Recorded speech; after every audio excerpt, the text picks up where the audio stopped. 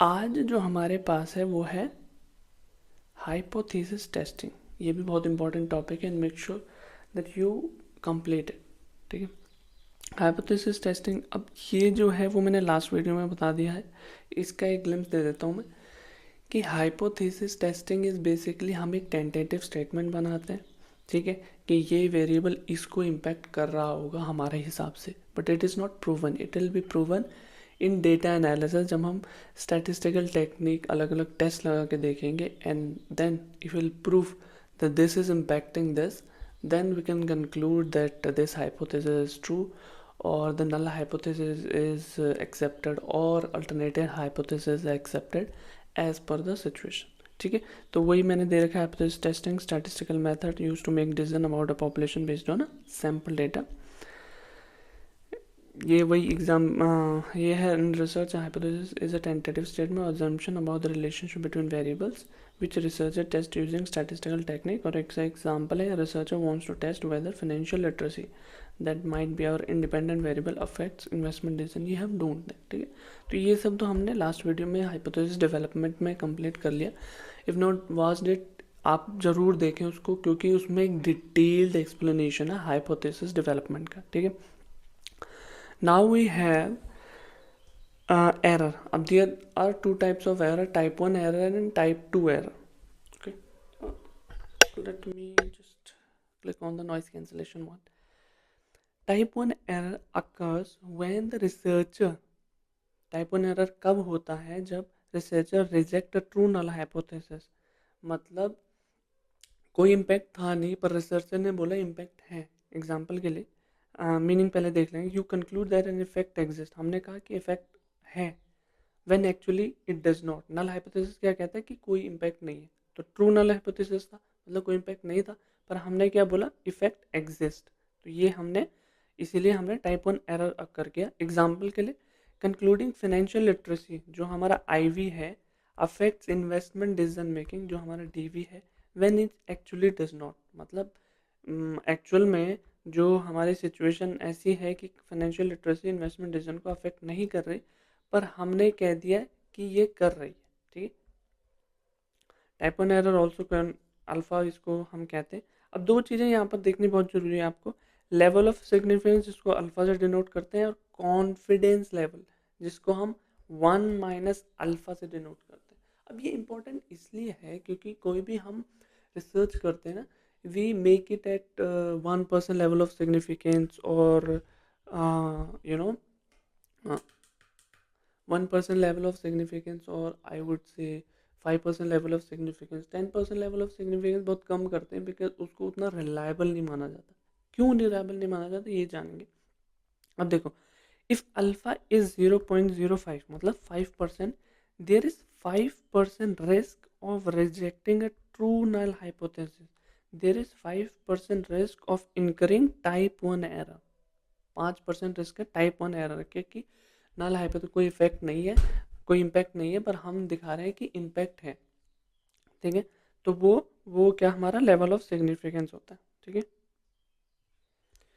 अब confidence level क्या होता है, इसका ऑपोजिट होता है। ये अल्फा है तो ये 1 माइनस अल्फा। अब लेवल ऑफ सिग्निफिकेंस 5% हुआ, तो वन कॉन्फिडेंस लेवल कितना होगा, 95%। कॉन्फिडेंस लेवल एज ए नाम से ही हमें पता लग रहा है, कॉन्फिडेंस लेवल इज 95%, मतलब we are 95% confident that the result is correct. हम 95% कॉन्फिडेंट है रिजल्ट करेक्ट है। लेवल ऑफ सिग्निफिकेंस 1% होता है, तो 1% रिस्क है कि rejecting true null hypothesis, 1% risk है कि इनकरिंग टाइप 1 एरर, और इसका मतलब 99% we are confident that the result is correct. Okay, तो ये था टाइप 1 एरर। अब type 2 error, a type 2 error occurs when the researcher fails to reject a false null hypothesis। अब false null hypothesis मतलब कोई इम्पैक्ट नहीं है, false null hypothesis मतलब इम्पैक्ट है, और हमने रिजेक्ट नहीं कर पाए, हमने एक्सेप्ट कर लिया। कैसे, मीनिंग देखेंगे। You conclude that there is no effect, हमने रिजेक्ट कर दिया false null hypothesis, मतलब हमने ये कंक्लूड कर दिया कोई इम्पैक्ट नहीं है, when actually there is one impact है। सपोज एक वेरिएबल अदर वेरिएबल पे इम्पैक्ट दे रहा है, पर हमने ये कंक्लूड कर दिया कि कोई इम्पैक्ट नहीं है, ठीक है। हमने क्या रिजेक्ट कर दिया एक false null hypothesis. Null hypothesis मतलब क्या होता है कि कोई इम्पैक्ट नहीं है, फॉल्स नल हाइपोथेसिस मतलब क्या होता है इम्पैक्ट है, पर we have fail to reject it, ठीक है। मतलब we have accepted a false null hypothesis, मतलब you conclude that there is no effect, हमने ये कंक्लूड कर दिया कि कोई इम्पैक्ट है ही नहीं, when actually there is one. Example के लिए, concluding financial literacy does not affect investment decision when it actually does। हमने ये कंक्लूड कर दिया कि financial literacy investment decision making को इम्पैक्ट नहीं कर रही है, जबकि असल में वो कर रही है, ये अलग सिचुएशन है, ठीक। टाइप 1 टाइप 2 एरर ध्यान रखना। अब इसको फॉल्स पॉजिटिव फॉल्स नेगेटिव ये सब हम आगे वाली वीडियोस में करेंगे, जिसमें हम टाइप्स ऑफ टेस्ट आएंगे, टाइप ऑफ टेस्ट वाला ही होगा उसके बाद होगी, ठीक है। तो टाइप 2 एरर जिसको हम बीटा से भी डिनोट करते हैं, ध्यान ध्यान रखना। You conclude there is no effect, हमने ये कंक्लूड कर दिया कि कोई इम्पैक्ट है ही नहीं, ठीक है। हमने नल हाइपोथेसिस को एक्सेप्ट कर लिया जबकि वो फॉल्स था, ठीक है। फेल टू रिजेक्ट मतलब accept false null hypothesis when actually there is one, मतलब इम्पैक्ट था पर हमने ये कंक्लूड किया कि कोई इम्पैक्ट नहीं है, ठीक। लास्ट टाइम हमारे पास स्टेप्स एंड हाइपोथेसिस, ऑल्दो एक सेपरेट वीडियो बन सकती है इस पर, क्यों आप लोगों का टाइम हुई वेस्ट करना, ठीक। इसी में बता देते क्योंकि इतना कोई डीप में नहीं आता, अगर पूछेंगे तो इसका स्टेप से पूछते हैं। पहले में फॉर्मुलेट हाइपोथेसिस, जैसे मैंने बताया, स्टेट नल और अल्टरनेटिव हाइपोथेसिस। नल हाइपोथेसिस मतलब कोई इम्पैक्ट नहीं है, अल्टरनेटिव हाइपोथेसिस मतलब कोई इम्पैक्ट है। डायरेक्शनल नॉन डायरेक्शनल के बारे में अगर आपको जानना है तो आपको देखनी होगी हाइपोथेसिस डेवलपमेंट वाली वीडियो, ओके। उसके बाद हमारा स्टेप क्या है, सेलेक्ट सिग्निफिकेंस लेवल। 5% है, 1% है। अब तुम्हारे रिसर्च तुम चाहते हो एकदम टॉप नॉच हो, जो कि टॉप नॉच भी बहुत रेयर देखे मैंने 1% पे। जनरली मैंने जो भी पेपर देखे वो 5% लेवल ऑफ सिग्निफिकेंस पे ही मैंने पब्लिश पेपर देखे। 1% पे फिर वो बहुत टॉप के हो जाते हैं, मतलब बहुत अटेंशन टू डिटेल चाहिए होती है उसमें, ठीक। This represent the probability of rejecting a true null hypothesis, मतलब 5% चांस है rejecting a true null hypothesis, मतलब टाइप 1 एरर इनकर करने की। 1% चांस है टाइप 1 एरर इनकर करने की। 95% चांस है कि हम कॉन्फिडेंट है कि हमारा रिजल्ट सही है। 99% चांस है कि हम कॉन्फिडेंट है कि हमारा that the result is correct, ठीक है। उसके बाद ऑब्वियस सी बात है, select appropriate statistical text and analysis.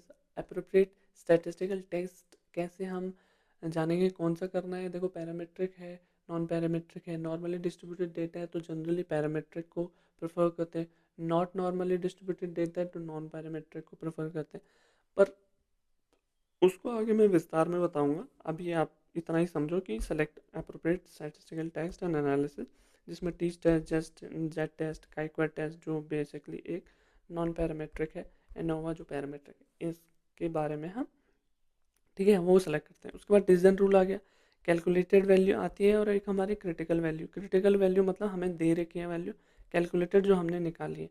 इसमें डिफरेंस देखते हैं और पी वैल्यू से भी चेक कर सकते हैं कि पी वैल्यू जो हमारी दे रखी होगी, पी वैल्यू हम जैसे 5% level of significance, 1% level of significance, उसके बाद हमारा लेवल हमारा 5% से नीचे आता है या 5% से ऊपर आता है, वो मैं आगे वाली वीडियोस में सारा I'll be covering, ठीक है। डिसीजन क्या है, if result is significant reject H0।